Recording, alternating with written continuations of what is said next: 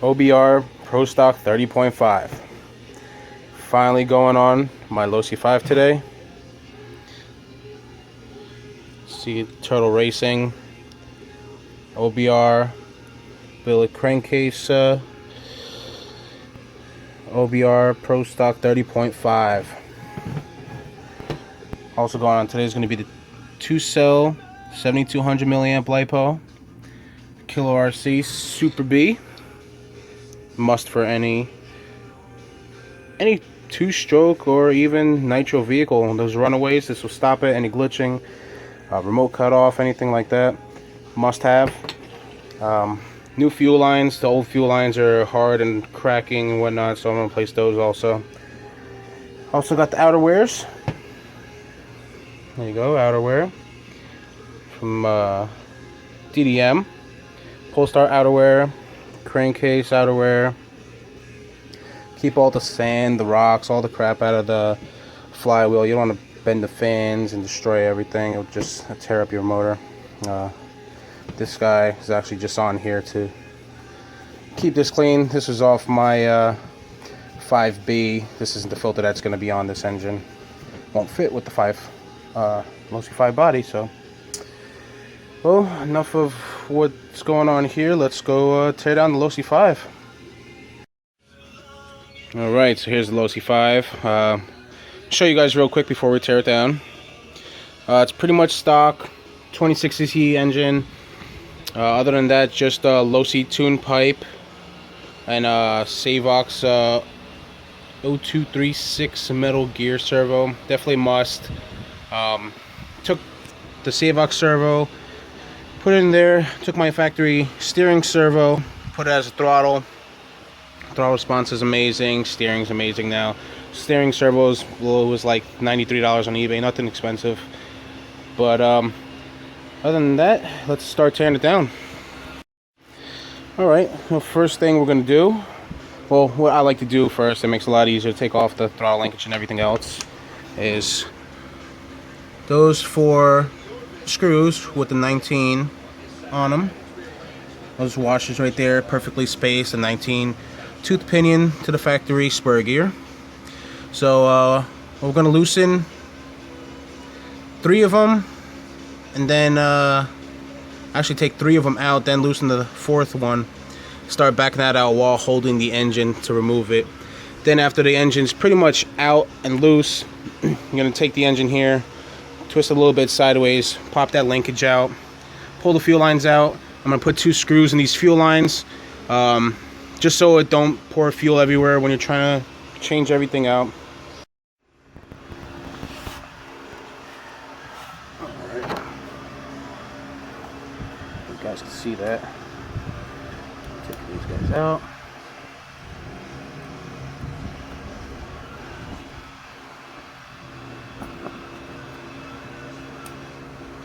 Like I said, you want to start loosening them first. It makes it a lot easier. Get all 4 of them loose. I do have 1 out already. And then the other ones are fairly easy to come out.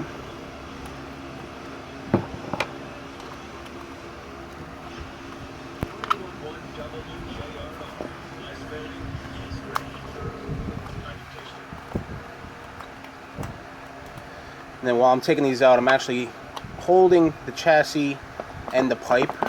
You hear the engine moving around because I'm holding the pipe. You don't want it to slide off, so I'm going to take out the last screw. It'll be a little bit difficult because you have the weight of the engine on it. There we go. Alright. All 3 of those are out. If you got a table or anything like that, usually I'll just put this down. Okay, the flash turned off for some reason, not sure why. But I'll turn these down just to get the washers out, and they'll fall on the table, and yeah, that's why you don't lose them.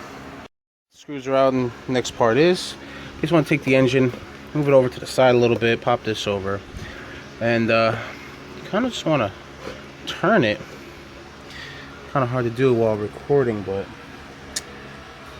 let's see. Get that out. I said pull it over to the side, twist it a little bit. Fuel lines are getting in the way, no big deal. there. That comes out. Basically, put it over to the side somewhere. Engine's out. I took the tank out also. I want to put the new fuel lines in, like I said, so I'll be going over that, showing you guys how I put the fuel lines in and whatnot. But for right now, we're gonna do the engine swap. Engine's out over here. I'm gonna be switching. Actually, this motor's gonna keep this carburetor. I think there's a 990 on the 30.5. But this filter and pre-filter are getting switched over. The clutch housing and all that's getting switched over also.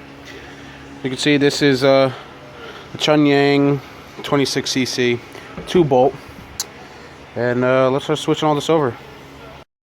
Alright, finally took the old clutch off the old engine. I had to wait for one of my friends to bring over Torx bit for it.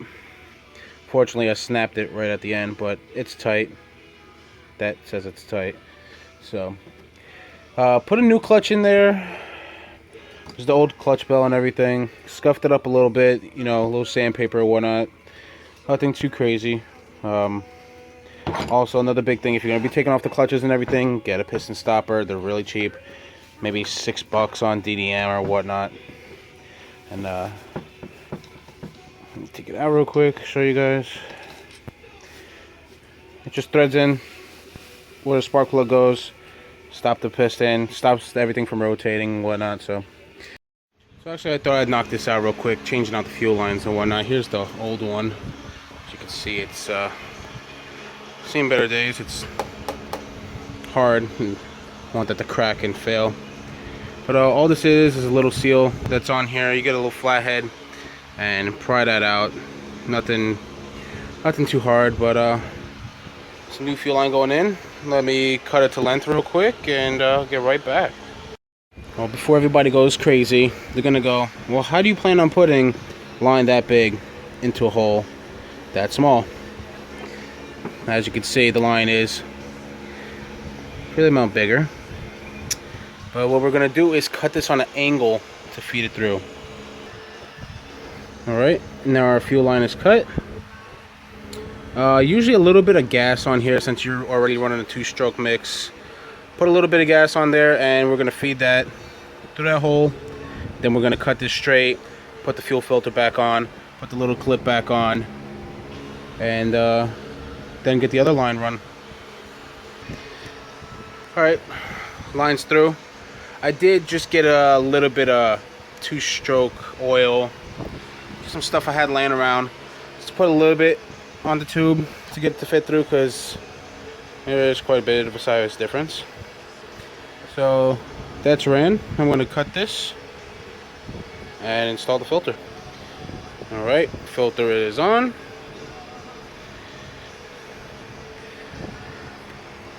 Just showing. Yeah, it's good. I want to make sure that the filter reaches all the way to the other side of the gas tank. Alright, let's put the other line on real fast. Same thing with this line. Cut it at an angle. Get some oil on it. Nothing too crazy. And put it in the hole. Alright, that line is also through. We're going to cut that flush and actually choke up on it a bit. You want this yellow line to be maybe about right here, because it's just going to hang on the top of the tank. You don't want it going down to the bottom. You want the fuel to be able to return. So let's cut this real quick and get these both installed back into the tank. Right, fuel line's installed. See where it's sitting. Like I said, you know, you want to reach the other side of the gas tank. Fuel line's coming out. Just freshening everything up. Let's put the cap back on this. Once you have this out, if you guys are replacing fuel lines or not, you got the tank off. Best time to clean it. Check everything inside, make sure it's not dirty around the brim and everything like that. But alright, let's cap this up, keep the dirt out, let's get this motor swapped. Fuel tank is back in, new lines, motor's dressed up, ready to go. Still factory 19 gear. Nice outerwears on it. There's the Killer RC wiring coming out the side. Alright, let's bolt it up.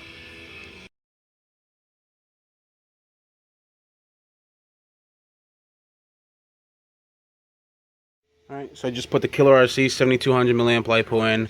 It takes up most of the box.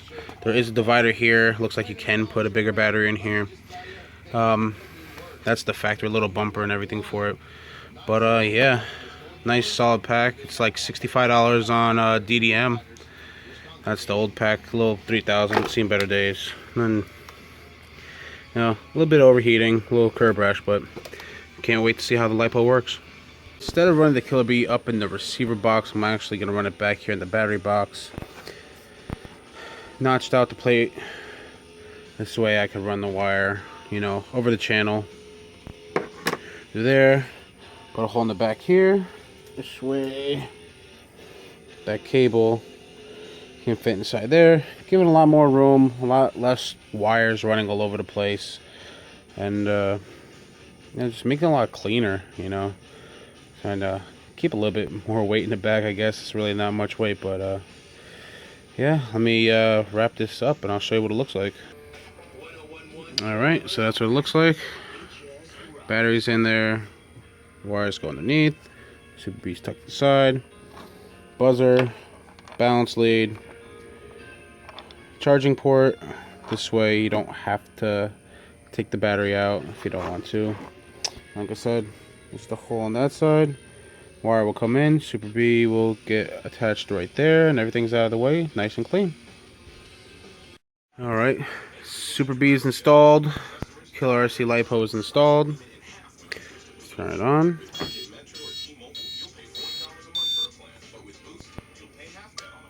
Alright, blinks a few times, let you know it's ready.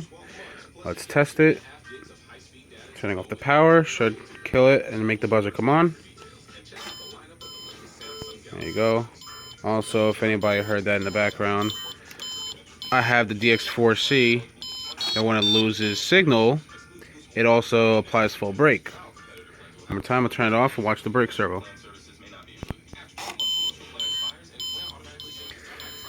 So not only will it kill the engine, but it will apply full brake for you also.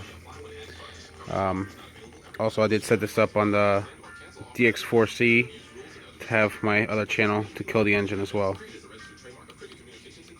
Nope. Let's see. Hit that one.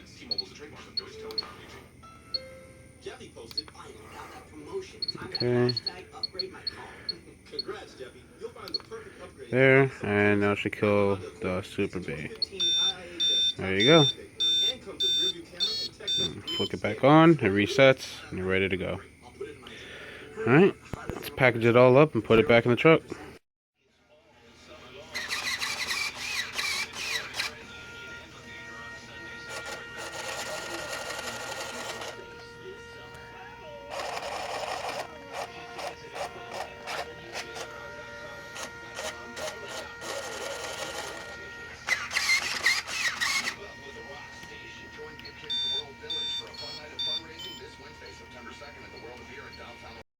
Alright, so everything's pretty much done. Back together. These are the wires. Balance lead, charging port, buzzer. I didn't have anywhere to kind of mount it, so I just sat it there. Things back on. There's where the Killer RC Super Bee wiring goes into. 30.5 is finally on. New fuel lines. Things good to go.